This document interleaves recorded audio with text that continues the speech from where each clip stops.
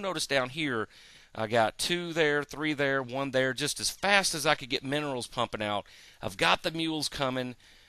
Matter of fact, there's one dropping on the ground right there. Research making as many SCVs and Marines as I possibly could. I wasn't really doing anything with the factory until this point because I was like, well, he's not coming. Get a missile turret up, because I went ahead and got an engineering bay to try to help defend these barracks in case they did break the line. Now, let's go back over here. Let me pause it and show you from everybody. Go back to this.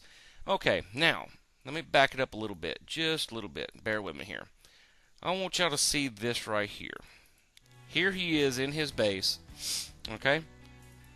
He gets another void ray out, and I'm patiently waiting down here with my 2 marauders. And a lot of people say, well, why didn't you push? Marauders can't attack these dudes, okay? Now, he got 3 of them. He was like, okay, 2 didn't work. Let me send 3 this time and see what happens. Now, right here, stop. All right, see the position of these guys right here? Boof. He cannot see me from where he's out, from where he's at. I cannot see him from where he's at. However, I was going through my mind, okay, it's about time for another attack, just due to the fact of where we were sitting on our supplies and everything. All right, so I didn't see the void rays. I'm like, he's already pushed out. I have plenty of Marines down here to defend off on this. That immediately he got halfway down. He immediately had to turn his void rays around, which gives me more time to get what? More Marines out. Marines are like the ultimate anti-air. Vikings, yeah, they're good too, but Marines are more cost-effective early game like this. And really, this is early game. So he gets rid of the Marauders, but I did do damage. Let's see, let me go to him. He is in the negative now as far as supply.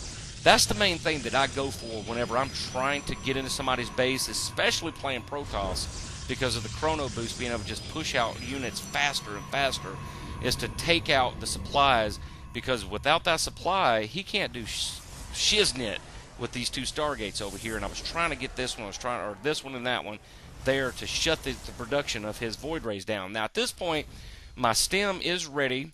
All right, so matter of fact, they got combat shields and everything at this point. So this is way more than enough Marines to handle this push of void rays coming in here. Here comes another one. I kill him, and I was like, okay, he can't have any more minerals and gas than me. Now you see, I'm really heavy on gas right now. So I have a SCV down here waiting to do an expo, and as soon as I see that there's not another void ray coming, I build up my fundage and I get my expo going, and at the same time I'm sending down my mules, and should be one coming down here very shortly because I try to stay up on those mules. Lucid is just pretty much burned into my brain. Make workers, make workers, make workers. And you see I'm well saturated right here in both of my gas and my mineral line, and I get my expo going up because I was like, he can't have that many units to be able to keep pushing void rays out like that, because not only did he spend all that money on the void rays, but I took out a lot of his supply and actually supply blocked him at that particular point. And a lot of players will actually GG out of a game whenever that happens. Now he's going over here and doing something a little sneaky. Rather than taking this natural expo, which a lot of people would do, he's actually doing something a little sneaky and coming over here and taking this left position and going to expand over there. Now at this point I have more than enough Marines. I mean, there are a ton of Marines. Yes, they have stemmed, but there's still plenty of them. And I decided, well, the time is now.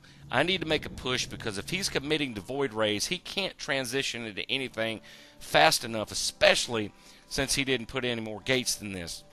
Okay, so he's way invested on these void rays. He could have went a different route, but he didn't. That's when I decided to make my move. And as you'll see, these Marines coming up here, excuse me, got a little dry in the throat there for a second. And at the same time, I am constantly producing Marines, because I thought in my mind, I was like, oh, it's time to do some little Foxer going on here with the Marines. And here I come man into the base, I stem, and come in and take out 4 void rays with ease. And at this particular point, I think is when he actually does GG out, when I take his Stargates out, because his minerals just could not support fast enough And of course, he did have enough energy to be chrono boosting. I guess that's why it's the Aluminum Foil League. And that's when he did GG out. And you see me, I'm doing a little HH a la the, what was it, GSL Season 3. Whenever they had somebody HH out of a game, or was that 2000? Oh, no, that was the first game of 2011 where one of the players actually HH. They said, you saw it here first, and so there you go. So that was the GG from the kid. CraftChest Marines just pretty much annihilated it, and I had way more Marines coming up after this because I think I actually hit the production tab on these because I was wondering why he GG'd and then brought all his probes off the line. He was actually just trying to be funny, saying he had 4 expos or something like this. Let me see. Oh, it won't let me fast forward. But anyway, so I was like, okay, whatever. So there you go. And that right there will do it for this first. He didn't even have his expo done up here. There was just nothing he could have done to defend all the Marines coming in, and had my command center going on over here. Plenty of SCVs on both lines. Actually, a little light over here. I pulled heavy over here, but this is getting kind of skimpy anyway. So there you go. And if he were to transition into anything else, I did have my starport and factory ready to do the transition over to medevacs to heal up my Marines after they stem. And that'll pretty much do it for this particular episode.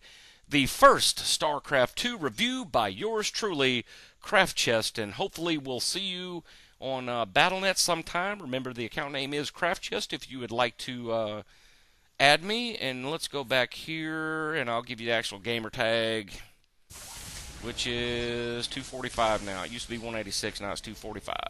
All right, everybody, we'll catch you next time. And remember, no matter what game you play, no matter what you do or who you watch on your reviews, it is a craft of the mind.